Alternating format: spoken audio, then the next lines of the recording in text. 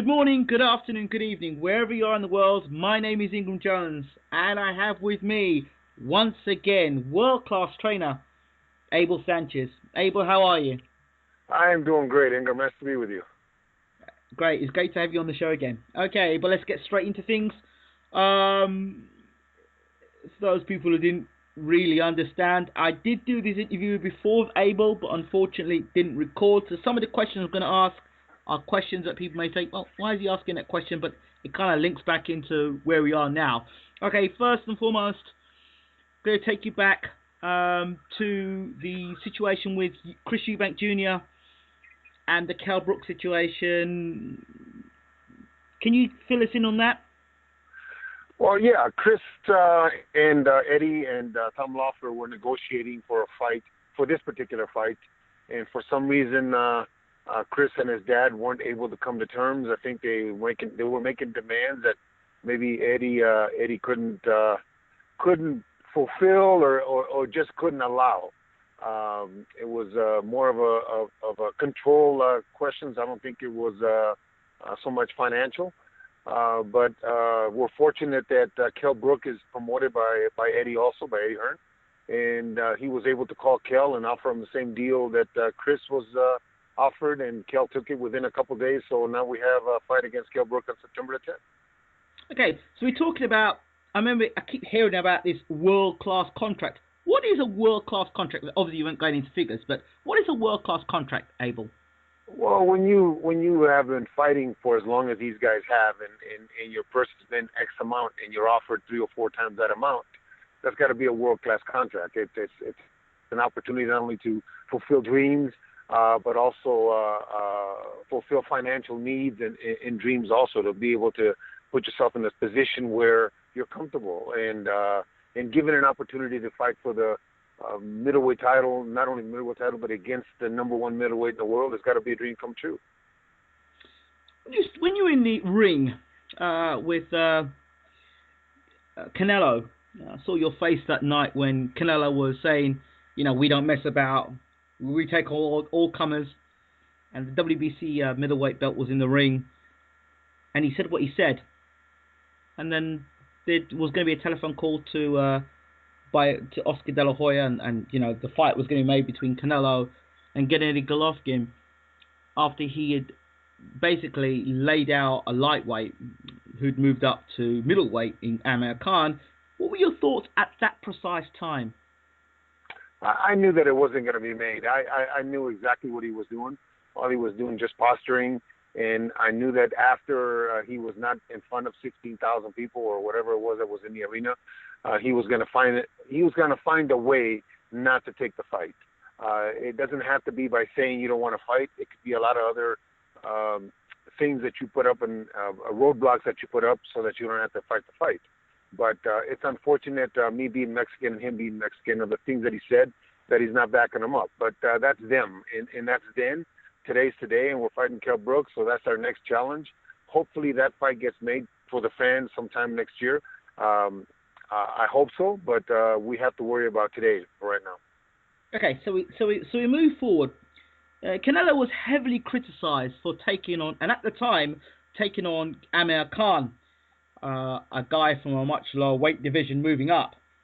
Did you think that while you were in the ring that particular night, that yourselves would be taking on a welterweight moving up to middleweight?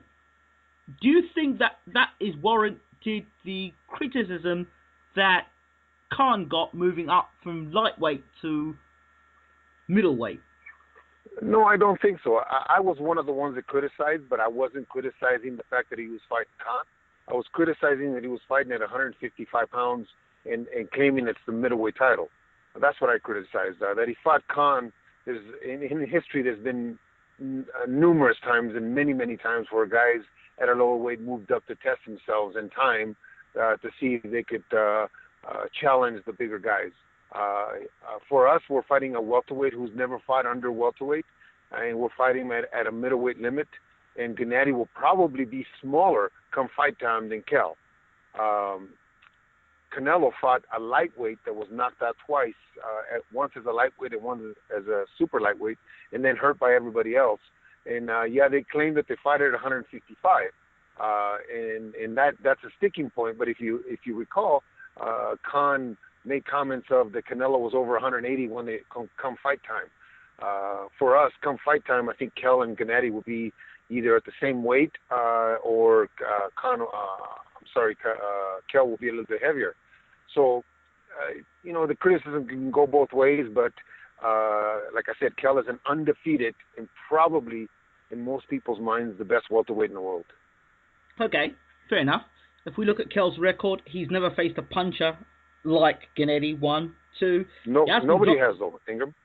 Nobody has. Okay. I can't dispute that one with you at the moment. Because Gennady is a phenomenal puncher. There's no doubt about it. Kell has been dropped as a welterweight, and he has been shaken up as a welterweight in fights against Carson Jones, who was trained by you. You'll remember that night.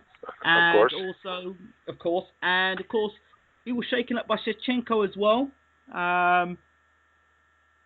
Things like that, you think to yourself, okay, he's getting shaken up at that level by those type of fighters. And Gennady is a different level altogether. Plus, he can punch. I mean, there's nobody on Kell's record that he's faced that hits as hard as Gennady. 1, and 2, nobody who could box as good as Gennady. If you look at Gennady's amateur pedigree and then his pro pedigree, what do you hope to gain by beating Kell Brook in terms of your middleweight legacy? Well, the most important part is to keep Gennady busy, because we'll get back to this, I'm sure, a little later, but the important thing is to keep Gennady busy and to make sure that we have somebody in the ring with him 3 times a year. That there's a lot of other guys that we're gonna talk about in a little while that are available. That's true, but I want to say this: when a guy is killing himself to make a limit, which Kell was killing himself, and I think it's known about the problems he had trying to make welterweight. It makes you weaker. It makes you less able to take the shots that are you being hit with. As you move up and you're at a natural weight, I'm not saying he's gonna be able to take them from Gennady, but what I'm saying is that he will be at least have more fortitude and have a little better chin and a little better strength, and the added weight and the fact that he's not killing himself to make the weight will give him that extra edge. I think that will make him a tougher opponent. How tough he is against Gennady remains to be seen, but you put him against any other middleweight, and I think he'd be a force to be reckoned with. But I think when I was there in England this last time, they talked about the issues that he had making 147. It wasn't something on the record, but just the issues that he was having problems with, and not only from Kell, but from other people around him. So the added 13 pounds may be a benefit. So when you saw Kell Brook face to face, obviously again, now you're waiting against Carson Jones is one thing. Now against your fight, Gennady Golovkin, and you look across at him, is there a significant difference, or you think it's fair in size? It's a significant difference in the Kell Brook that I met 4 years ago when he fought Carson Jones than the Kell Brook we're going to fight on September the 10th. One, he was a young greenhorn back then, having problems with weight, didn't understand the program. I don't think as well as he understands it now. I think that the Ingles have done a magnificent job getting him to the place where they got him now. I think he's more mature. I think the fight that he's had, not only here in the States but in the UK, have made him a seasoned champion with something to lose. I think he understands his position now, and he understands what he needs to do to try to beat Gennady Golovkin. I think that 4 years ago he wouldn't have had a clue, because he didn't have a clue against Carson Jones. What are the things you think Kell Brook does well? I thought that in the Carson Jones fight, when it got really hard on him in the later part of the fight, he dug deep. He dug deep and did what he had to do to pull the fight out, because Carson was starting to run away with it and starting to hit him with some shots, and Kell dug deep. So Carson Jones hit him with some great shots in a weakened state. So if he can take those great shots in our fight, we are in England. We are in front of 20,000 English fans. I'm sure we're going to have some great judges, but the noise and the atmosphere and the ambiance in the arena will favor Kell. So I worry that he digs deep and it goes to a decision. Okay. I'm going to flip the script slightly and just switch it up a bit. Your guy, Gennady Golovkin, he decides to take a fight against Sergey Kovalev, which is, say now, middleweight, super middleweight, light heavyweight. So that's 2 weight divisions. Like Kell's moving from welterweight to middleweight. Okay? So Gennady's moving up to fight Kovalev in a super fight. Both guys are unbeaten. And he's going to fight for the, let's say, the undisputed light heavyweight championship of the world. What do you have to do to get your guy ready to fight at light heavyweight? Well, to fight a guy like Sergey, who I know very well because I had him for a year and a half, would be making sure that we... Okay, let me change that. Forget Sergey. Let's not use Sergey. Let's use any light heavyweight there is in the world. I don't want to talk about opponents. Let's just say the process. That's better. It's wrong with me to ask you about Sergey. Try it that way instead.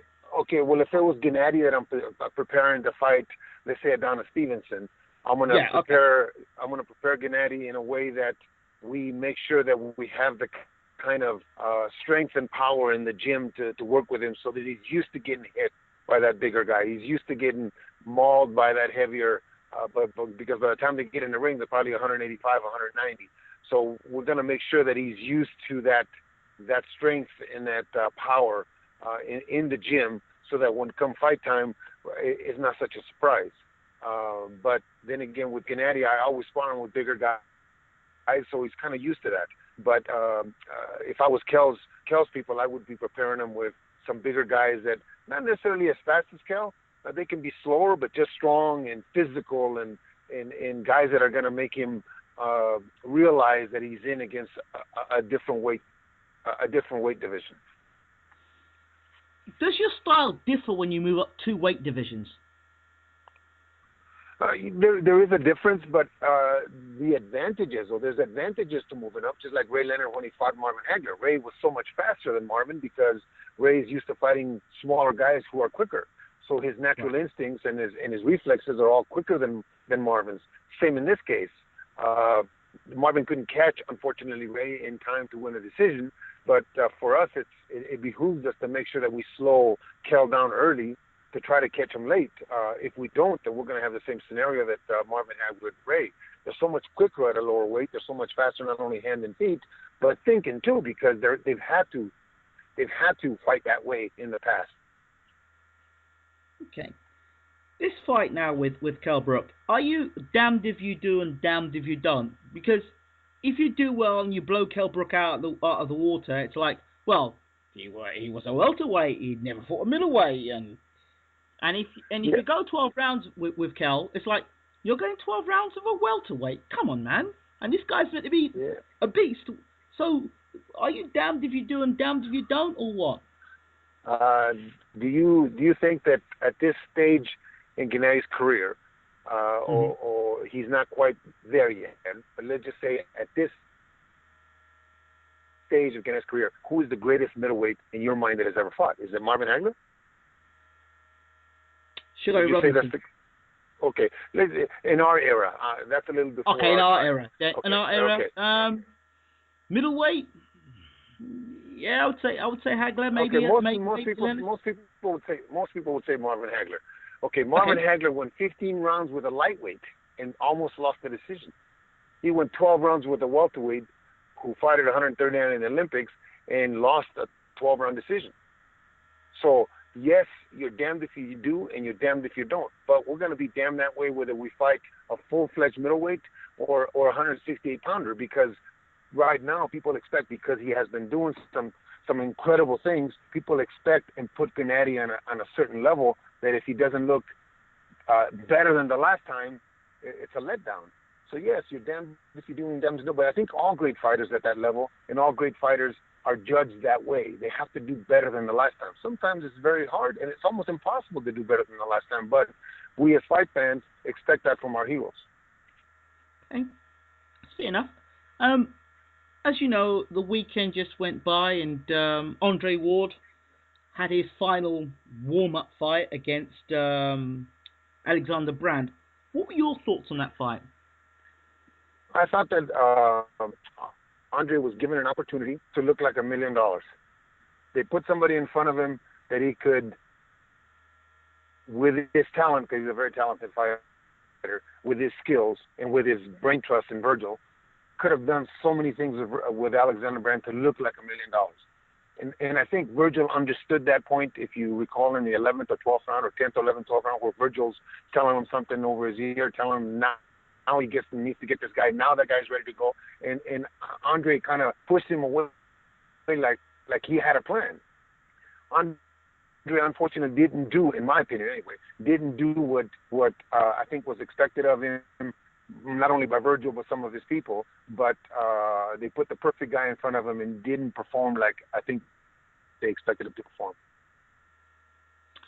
I spoke to Darnell Boone yesterday. He was very frank and very open, and his responses to my questions about Andre Ward and that performance says he looks basically not as effective at light heavyweight as he did at super middleweight, and we need to forget about what he's done at super middleweight and what he's doing at light heavyweight. He looks flat-footed, he's getting caught with shots, he's not using the same angles, and he says he fights that way against Kovalev, getting hit like he's getting hit by guys who are nowhere near the level of Kovalev, or hit some sort of power against like Kovalev.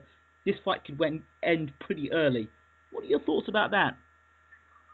After Andre fought Sullivan Barrera, I was critiqued and I was criticized because I said that Andre that fought Sullivan was not ready for a Kovalev. I thought that he needed another fight, just like the Barrera fight, where he could sharpen up his tools, because Andre is very talented. It's just that he's a step behind right now. He's not sharp. And when they signed the Brand fight, I thought that was the wrong kind of fight for him. But they gave him a showcase fight. I thought that he needed a fight like Barrera's, where he was going to get hit and he was going to have to do things. He's got to muscle somebody, and they didn't give him that. So I don't think that he will be as effective, as I said that day in the news conference, as effective against Kovalev, not having that opportunity to sharpen his tools. He's a great talent, but he's a step behind right now. He's at a different weight, and he's going to have to do things that he didn't have to do at 168. And in order to do those things against a heavier guy, you're going to have to be sharp. Can he pull it off against Kovalev? In my opinion, I think Kovalev wins the decision or stops him late. And I think Kovalev will fight him just like he fought Bernard Hopkins. And I think that Kovalev understands that he has to win. It doesn't mean he has to knock Andre out. He just has to win. He's going to be considered pound for pound best fighter in the world if he beats Andre. And in my opinion, I don't think Kovalev will go out to try to do something spectacular. I think he'll just beat him. Very, very interesting words here. Let's go back to Gennady Golovkin for a second. Give us a little insight of how a day would go. Say, like, you've got Gennady for the day, and you prepare for a fight, a camp. So how does it go? How do you have a day? Talk to me from early morning. Okay, let's just say Monday. We start Monday. We already sparred one day, which was Friday. That was our first day. I generally don't spar Gennady more than 9-10 days for a fight, which is probably no more than 75-80 rounds for a fight. I'm not one of those coaches that spars his guys a lot of rounds. So on Monday, we get up at 5:30. We go into the gym at 6 in the morning. We stretch for about 15 minutes, warm up a little bit, 15 minutes, and we run. On Monday, we're going to run 4 miles. It's in the hills, so it's up and down. He comes back, stretches for about 20 minutes outside with the guys, and then he comes inside and does anywhere from 1,200 to 1,500 sit-ups, different type of sit-ups. Then he'll stretch a little bit more. He'll go up to his room or to his house. They'll have breakfast. Generally, it's with the guys that are living with him right now, which is 3 or 4 different guys that are living with him. So they'll cook breakfast for each other. They'll eat breakfast, then he'll go to sleep. He'll rest. At 3 o'clock, he comes down to the gym to start training for the second session. He'll jump rope for 10 minutes, loose stretch for another 20, then do another 1,200 to 1,500 sit-ups. He will then get in the ring and shadow box for 4 rounds. Then he'll spar. Tomorrow I'm going to spar him probably 8 rounds with 3 different guys. I have 3 different sparring partners in camp. After that, he'll shadow box another couple rounds. He'll stretch. Then he'll do our weights that we do in the gym. Then he'll do another 1,200 to 1,500 sit-ups, and he's finished for the night. Okay. Some good information there. Probably something that a lot of fight fans probably don't know about, which is very insightful. What's Gennady like to work with as a fighter? From the first day that I got him, and because of Gennady, the rest of the guys in the gym kind of follow his personality. We have the type of gym where it's very quiet, other than their music. Nobody is loud in the gym. Everybody follows Gennady's lead. He's from the first day I started working with him. He's been such a pleasure to work with because everything you ask him to do, he does it without a question. He understands that he's the pupil and I'm the teacher. He understands that he's the leader in the gym for the rest of the guys. There's moments in the gym where he'll stop and one of the younger kids will be doing something wrong or that he feels is wrong, and he knows it's wrong because that's not the way we do it as he and I. So he'll correct them, and having Gennady correct somebody is such a thrill for me because that just means that young man is going to listen a little more intently to the number one pound for pound or two pound for pound fighter in the world with the kind of record that he has. So it's actually a lot of fun to watch, to sit back and watch this guy grow in the 6.5 years from a guy that nobody really was paying attention to in Germany to a leader in my gym. The style of Gennady Golovkin, one where, he goes forward, but then he's able to counterpunch, draw the lead and then attack a person and land hard, hurtful punches. Was that a strategy that you came up with, or is that the way Gennady's always boxed? If you look at some of the fighters that I've had in the past, Terry Norris, for instance, all my fighters throw 1, 2, 3 punch combinations, and not the kind of fighters that throw 10 punches and not effective punches. My guys throw punches to hurt, and that's the way I've always taught. If you watch me work the mitts, I don't work 7, 8 punch combinations. I work 1, 2, 3 punches, and then we get to another position. A saying that I have in my gym is don't be greedy. If you land your 3 shots, go to another spot. Land 3 more shots from a different position. So that's something that is part of my teachings, part of my way of belief for our gym. Most of our guys do the same thing. I just want them to be effective with those 3 or 4 punches that they throw, and then be effective somewhere else.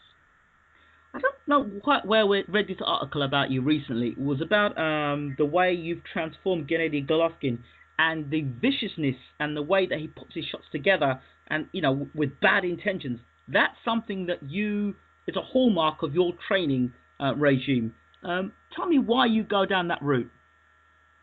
Because that's me as a fight fan, and you as a fight fan want to see certain things. Unfortunately, we live in a morbid society. We go to the bullfights not necessarily to see the bullfighter win, but to see the bullfighter get gored, and then we hope that he's okay. We go to the car races to see the car races go around in a circle. We go to see the crash in turn 4, and then talk about the crash more than really talk about the guy that won. We go to the fights not necessarily see somebody dance, but to see somebody knocked out viciously, and then after they get knocked out, we wonder if they're okay. We're worried about them. So because of that, I think that we have a responsibility. We as coaches have a responsibility. We are in the entertainment business, and if we understand that our guys need to entertain to be able to not only live out their dreams as far as popularity, but financially, that I think it behooves us to make sure that they understand what their business is all about. All right. Okay. The other story I'm hearing is that Abel Sanchez hints at Gennady Golovkin moving up. Can you clarify that for me, please? Well, I think if the one title that eludes him right now, the WBO, gets settled, whether we fight that title or Billy Joe Saunders decides to avoid us completely, there's going to come a time where we can't just sit around and wait for Billy Joe Saunders. We're going to run out of opponents at 160. We're going to run out of opponents that are significant enough to make Gennady want to get up for a fight. So at that moment, I think that Tom and his managers, the Herman brothers, will look elsewhere. Fortunately for us, I think there's a couple 168-pounders that are in England that would be wonderful fights. DeGale being one, and Carl talking as much as he's talking just tells me that he's not finished with boxing yet. So if that's the case, then I think that we would be moving up. And what better place to do it but in a hotbed as England is right now with what do you have? You guys have 14 world champions right now or something like that. And in our fight, our fight selling out in 11 minutes means that the fight fans there in England are supporting the sport. The sponsors are supporting the sport. Eddie's doing a great job, so why not do it there again? Wait. Seriously, Carl Froch. I mean, when the fight was there to be made, it didn't seem like it was going to happen. Froch still talking about coming back to fight. Would you seriously take that fight on now? I mean, you know what? He keeps talking. He just made I read somewhere that he thought that Gennady should pick on people his own size. You know, that has a double meaning to it to me. And if Gennady gets to the point where it's that sellable in the UK and Eddie presents numbers to Carl that are just you can't turn down, who knows, man? This is a business. I think that Carl has done very well for himself, but when you present the kind of numbers it could be, Carl may not be able to say no. Do you think Carl really wanted that fight? Because I remember watching a video of him saying, you know, Gennady Golovkin, I'll swerve that fight. Like, that's what Carl Froch said. I mean, yeah, but when the numbers get big, all those words are secondary. All those words in Carl's mind, there's nobody that can beat Carl. That's the way these guys have to think. Carl did very well in the time that he was there in fighting. He did well in ticket sales, the Wembley that he sold out. So if numbers like that are presented, or even bigger numbers are presented to him, well, that's something that you have to think about. So you think that Carl Froch could possibly be tempted? I mean, he's done well for himself. He's a very good businessman. He's done well for himself outside the sport of boxing. He doesn't need to come back. No, he doesn't. None of them do. Mayweather doesn't need to come back, but they miss the limelight. They miss people patting him on the back saying champ. And if you give him a reason, and the reason I say is the numbers, if you give him a reason that makes it even contemplated, who knows? I mean, you don't know until that's presented to them.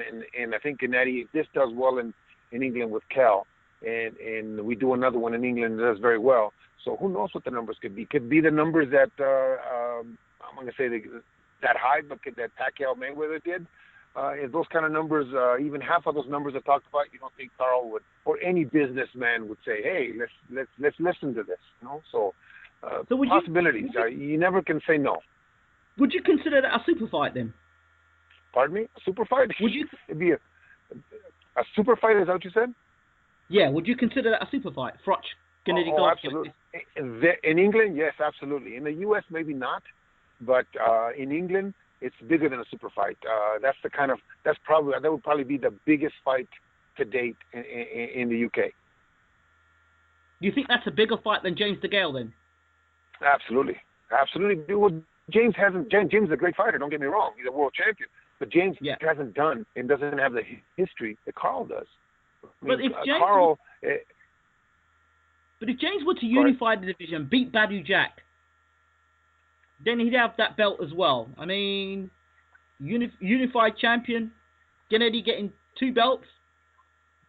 I think that would be a great big fight, but I don't think the English people would consider DeGale on the level of a Carl Froch because of what Carl has accomplished. Even if DeGale was a 2-time world champion, if DeGale had been in a Super 6 and DeGale had done some of the things that Carl has done lately, as that significant knockout in front of 88,000 people, the great knockout with that right hand that they hit Groves with, those are the kind of things that people don't forget. Those are the kind of the things that people remember, that fight fans remember, things that stand out in your mind about a particular fighter. DeGale hasn't had those opportunities yet and hasn't done that. So I think that Carl is a bigger name.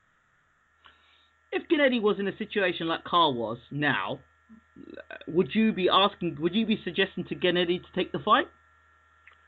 If the numbers that I'm talking about, if the numbers came in, like I said, half of what Pacquiao and Mayweather did, it'd be foolish for us not to present it. It'd be foolish for Eddie, if those were available, for Eddie not to present it to Carl and have Carl say no. And it would be foolish for us not to present it to Gennady and Gennady not to be the one that says yes or no. Because ultimately, we all work for the fighter. Promoters, managers, trainers, we all work for the fighter. They got to make the last decision. They got to say what they want and don't want. So if you present a package that is significant like that, and they say no, well, then we'll go on to the next challenge. But at least give them the opportunity to say no. Okay. Okay, I'm going to switch things up again to you. I've got something else to ask you, and it's got nothing to actually do with fights, rather to do with something called intellectual property. Okay. And this is to do with I've come up with a belief. Any fighter, whether it be Mike Tyson, Evander Holyfield, Ray Leonard, Hagler, Robinson, Joe Louis, as long as they've been on television, and the television, whether it be HBO, Sky, Showtime, those big networks, as long as those networks have got your video or got you on video, no boxer who's been on those networks should end up broke. If they own the rights to their fights. What are your thoughts on this? Well, we've dealt with that here in the States, but on a different level, on a trainer level, okay. Intellectual property on a trainer's level. Right. I think that you have to remember that 90% of the time, yeah, and there is differences, but 90% of the time, the fighter makes the larger amount of the purse. The fighter makes the money, the majority of the money. That they don't use it correctly should not be the fault of the promoter, the manager, or the trainer. Should be the responsibility of the fighter. That the fighter, unfortunately, comes from an upbringing of less affluence, let's just say, and is not able to save and to handle the money like he should not be the fault of the people that are trying to get him paid or get him that money. Now, by saying that, why, instead of looking at the networks and looking at those fights, and they never sell for the kind of money that's going to help them? Because if it sells once, if we fight on TV once, or a song, like a song is written and people get paid because it's written by a particular writer. If a fight is played over and over again, it's not going to get played like a song. It's not going to get played to the point where the fighters are going to be significantly helped by that particular fight, unless it's a Hagler Leonard that's a classic. But we're talking about most fighters. In my opinion, what should be done by the entities involved, which is HBO, Showtime, the other networks, and the promoters, that some of the money that is paid to the fighters should be kept back and put it in an account where they can recoup it, say when they're 40 years old or when they retire for 10 years, like a savings account. And it cannot be touched until they're retired for so many years, officially retired, or their last fight has happened. In that way, at that point, they have something to look forward to, instead of trying to make them. Instead of trying to make them, which is very seldom do they understand how to handle money, trying to make them save their money and invest their money because they're foolish. Once they get $100 in their pocket, it's hot in their pocket, they're going to go spend it. So why not? If they're getting paid $1 million, 500 or 700 or 300 of that, or a third of that needs to go into an account that's going to benefit them 10 years after they retire. Then if they blow it, then there's nothing you can do to help them. But I'll tell you about the intellectual property you're talking about before. Joe Goosen, a very good friend of mine here from North Hollywood, has been talking about to some of the journalists here about how trainers just get dumped on. How a trainer will have a fighter for X amount of years, and then the fighter decides he doesn't want to pay no more. He goes on to somebody else, becomes champion, and that trainer that raised him or that got him to that point is no longer compensated for any of his hard work.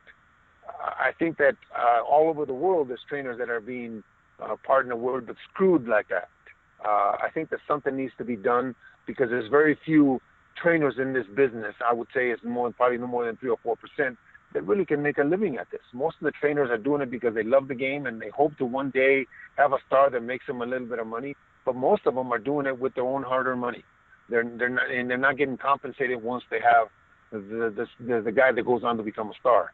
So that is something that I would love to have somebody look at, or something done about that, so that the trainers are compensated. In the history of boxing, the guy that has most to do with the success or the failure of a fighter is the trainer. Wouldn't you agree?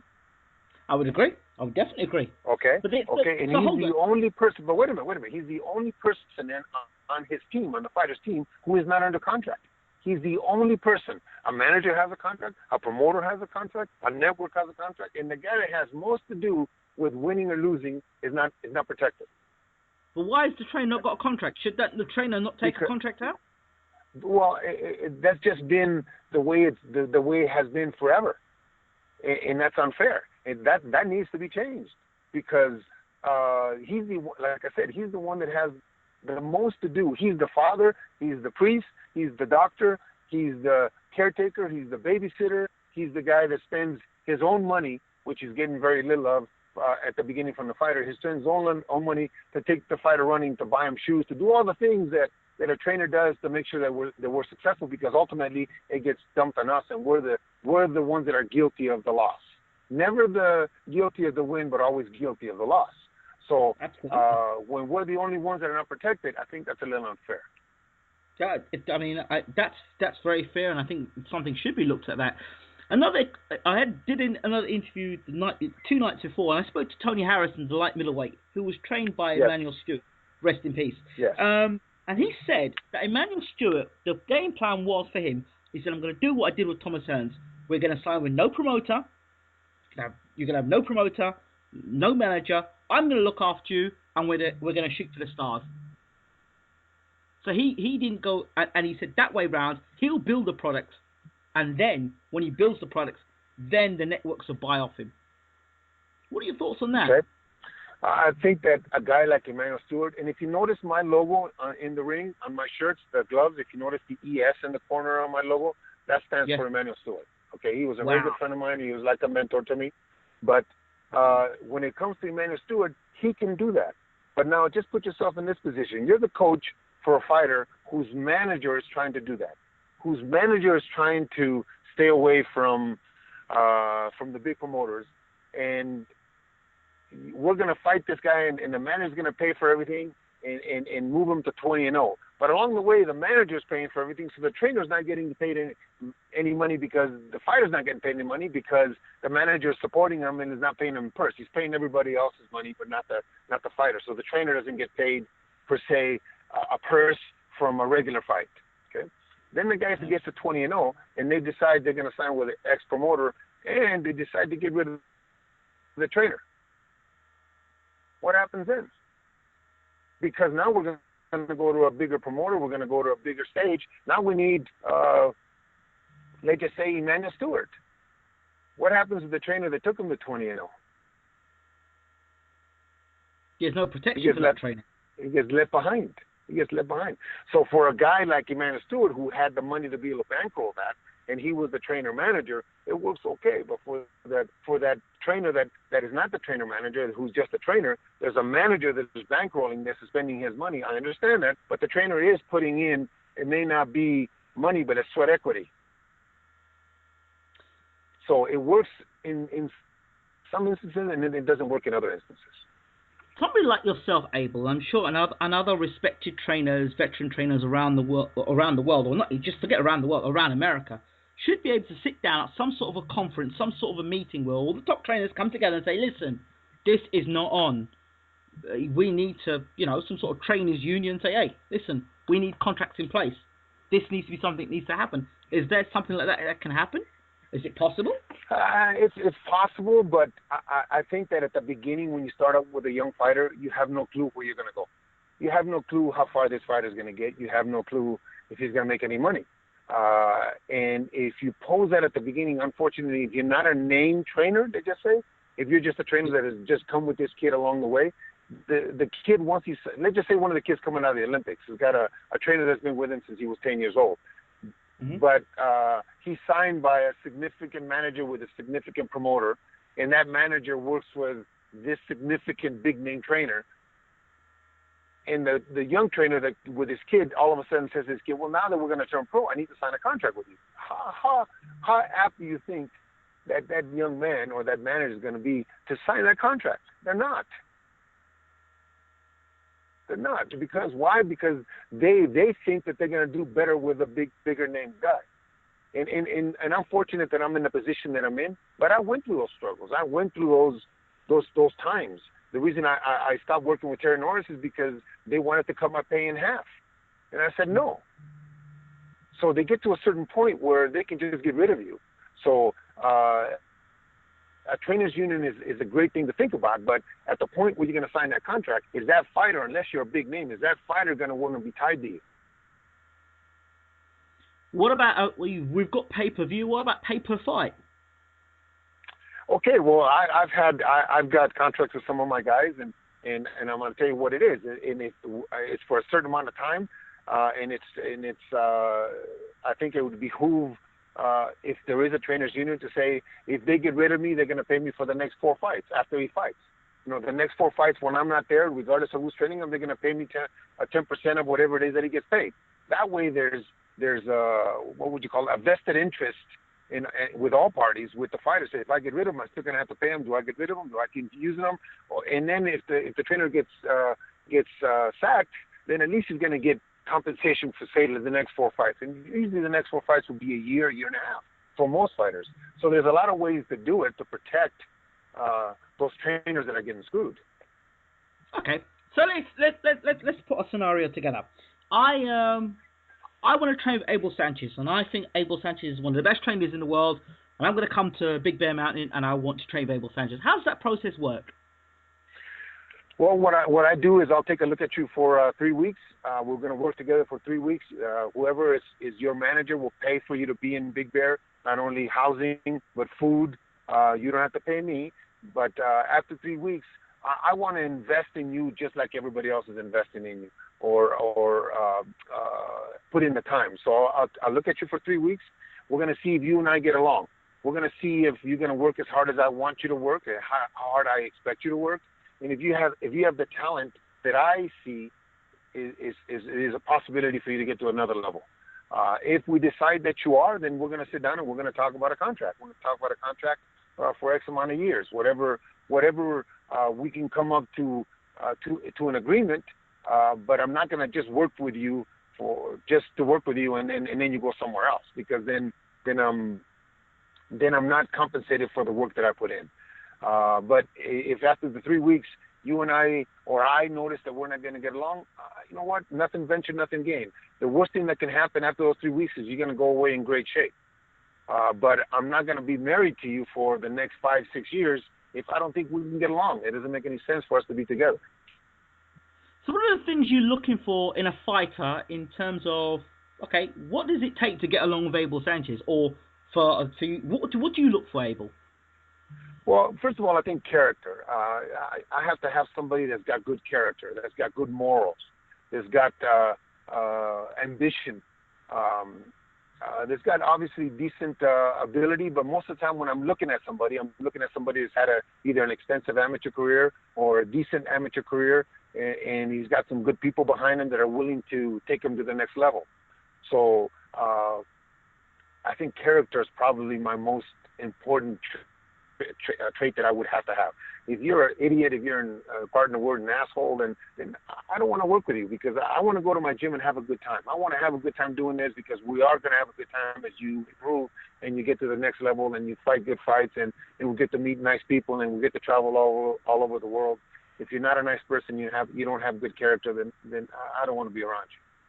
So give an example of, you have to use names, of a guy that hasn't really, just a characteristic of a guy who you can spot from a mile off is a waste of time, or just rude or obnoxious, or give an example of how you deal with that, how you've handled that. Well, we have one here now that I feel sorry for his coach. Mike Stafford is a coach that had great talent in the amateurs, and he's a great coach, but he's got a young man named Adrian Broner who doesn't seem to get his act together. And the one that's suffering for all that time that was put in was Mike Stafford, his coach, because he's not getting the compensation for his hard work. And he may never get another Adrian Broner. Just like in my position, I had Terry Norris, who's in the Hall of Fame now. Who would have thought that I'd be blessed enough to get to be able to be working with a talent like Gennady Golovkin? Who would have thought that? Sometimes we don't get a second chance. So when you get that one chance, as Mike did with Adrian, and then Adrian is going off his rocker, not doing things the way that he needs to do, well then that's unfortunate, because everybody loses.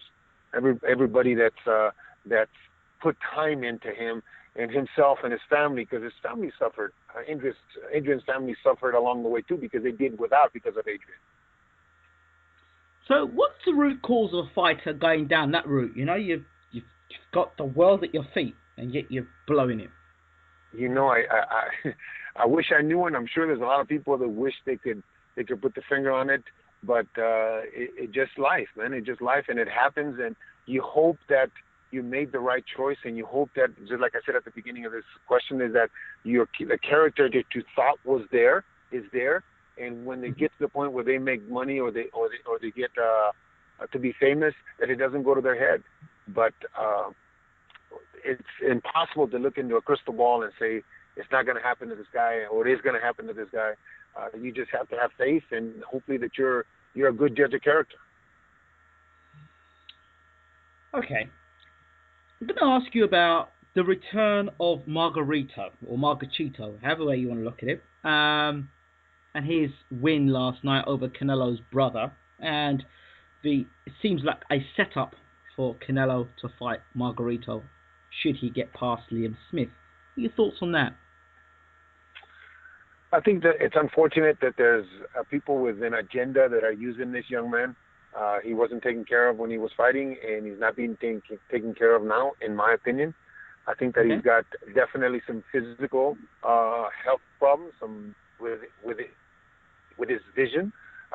It's hard enough in this business and to have those tough fights and to be hurt for life. That when you're hurt for life and you're at least healthy, you continue to put yourself in that kind of danger. We just had a young man named Israel Vasquez here in town who had some magnificent fight that we were all witnesses to, and we enjoyed the heck out of him, who just lost one of his eyes because of those physical, demanding fights. If he was to get a glass eye and would come back, I would say that that's just unfair to him and unfair to his family, that somebody is benefiting from that.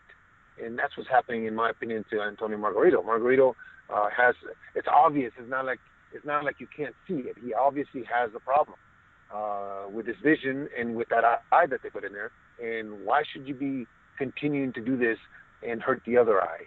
So that then he will be at a disadvantage, and nobody's going to help him then. The people that are around him right now will not be around when he gets hurt even more. So I think it's unfortunate. It's sad, isn't it? It's very sad. Yes, very sad. And he could probably get seriously hurt by Canelo as well. Oh, absolutely. And if they make that fight, that's criminal. To me, that's criminal. If he could barely handle this guy that he just fought and got beat by Paez Jr., who's a 135-pounder. I mean, that's criminal to put him in against Canelo. And if they do that, it's my game. I love the sport, but some of the people in it are just not right. It's not good. I'm going to close on something called the casual market, something that I see that it's been taken advantage of a lot. Fighters with big names, not prepared to fight the best, more happy to fight nobodies or people they would have fought in their third or fourth fight quality, and having big nights with fighting low-level opposition and basically milking the public. Boxing connoisseurs will say, this guy is boxing terrible opposition. Yet the guy who's boxing is saying, you know what? You connoisseurs, 2 fingers up to you. But to the casual market, come in, get your tickets. I'm going to charge you extortionate amount of money to watch me fight an absolute nobody. And the casuals will say, he's such a great fighter. What are your thoughts on this? I had I have a very good friend, I should say, in Mexico who puts on fights. He's a promoter down there in Mexico. And there was many a time that he and I would sit down and discuss the fight cards and discuss fight that he was putting on in the arenas. Matchmaking today is such an art. That's why Bruce Trampler is in the Hall of Fame. Matchmaking today is such an art because you can put a guy that's 2-10 against a guy that's 10-0. It will be the greatest fight, the best fight of the night, and the 2-10 guy will be competitive because of the kind of fight that he's had in the past and the kind of fights the 10-0 guy has had in the past. When they put a guy in that is, let's just say he's gotten knocked out in the last 4 fights, and they put him in against a big name, then no, that's a no-hoper. Obviously, that guy shouldn't be in the same ring. But matchmaking doesn't always necessarily have to be the best against the best. because in this day and age today, the networks want zeros. The networks want undefeated fighters. You very seldom see a fighter, a DA fighter, not being an undefeated fighter. So as soon as you get one or two losses, you're no longer needed. You're no longer going to be used by the promoters. You're no longer going to be used by the networks. Whether it be here, whether it be in England, whether it be anywhere, people want zeros. The fans want zeros. So you start pitting undefeateds against undefeateds, before you know it, we're not going to have no undefeateds. We're not going to have no guys to put on TV. So matchmaking has to be where the matchmakers put the kind of fights on that are going to be competitive, but you know who's going to win. Eventually you know who's going to win, but if the guy that, there used to be a guy here in America, his name was Freddie Pendleton, who won the title after 10 or 11 losses or something like that. And it was a great fight. Also a guy named Carlos Valdemir, who had 12, 14 losses and knocked out Gotti and beat Zap Judah. You know, there is those guys that are professional opponents that can be competitive. But like I said, they weren't, when they were put in against somebody that was significant, they didn't have 4 or 5 knockout losses in a row. And I think that's what needs to be looked at. So not so much the record, is who they have fought, just so the matchmaking is a fair trade. Okay, that's fair enough. The return of Manny Pacquiao, finally? I understand Manny's going to fight Jesse Vargas. I think that Manny is a little too much talent for Jesse, but it'll be a competitive fight. Now, there you go again. Here you have a guy in Jesse who's a world champion, who's a very good champion, who had a heck of a fight with Timothy Bradley, beat Saddam Ali, who was recognized here. He was an Olympian recognized here as the next prospect to make a mark, and Saddam beat him. Jesse beat him. And now you can put him against Manny. Manny is a bigger talent, had the better fights. So is that a fair fight? Is that like Golovkin's 8-1 underdog or 7-1 underdog? The Crawford Postal fight, you had a guy fighting, 2 world champions fighting, but yet it was a 7-1 odds, as are the odds for our fight. So it all depends on your what you see, you as a fight fan or as an expectant to pay monies to see a fight. The bookies made Postal Crawford like a 7-1. I believe, and you correct me if I'm wrong, if Golovkin Brook is not like a 7-1 or 8-1 in England. Is that right? Something like that. Okay, so that means that the guys willing to put their money where their mouth is are saying this is the same kind of fight that the Crawford Postal fight, but yet this fight is getting criticism. So that's where matchmaking people have to understand who the fighters are. And like I said, the people putting their money where their mouth is are the ones willing to risk their money on fights, and they're the ones that are gauging where one stands or where the other one stands. So I think that we put too much trust and too much emphasis on these bloggers who have opinions who are not risking anything.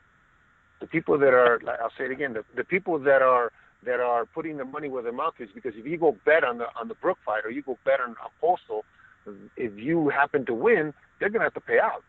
So if they think that's such a mismatch as the bloggers, then the odds wouldn't be where they're at.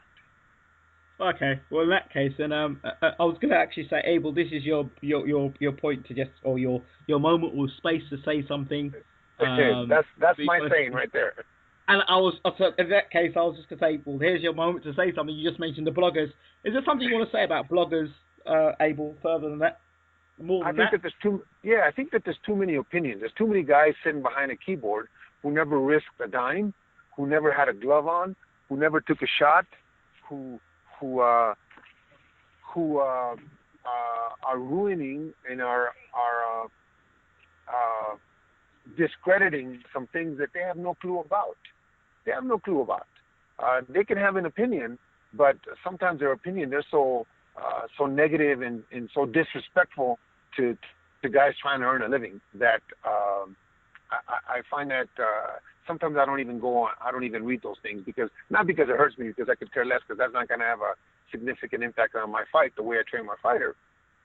But it does have an impact on how these fighters are treated. And I find that hard to understand how they could do that behind a keyboard. Of course, they wouldn't do that face-to-face. They wouldn't tell you face-to-face, but they would type something on a keyboard where they wouldn't ever have to see you. I think that this day and age and the way social media is, it gives them a chance. It gives them a platform that they wouldn't normally have. Anything else? Nope. Watch Okay. our fight, September 10th. Abel Sanchez, thank you so much once again for talking to Bayloric TV. It's always an honor talking to you and having you on the show and picking your brains. It was fun. Thank you very much for having me.